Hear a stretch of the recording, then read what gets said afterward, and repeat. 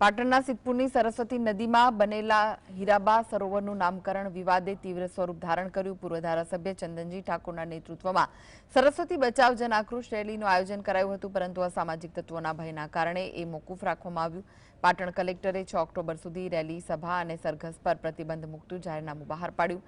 PM મોદીના જન્મદિવસે CM Bhupendra પટેલે હીરાબા સરોવરનું લોકાર્પણ કર્યું હતું, જેના નામકરણનો અગાઉ પણ સ્થાનિકોએ વિરોધ કર્યો હતો।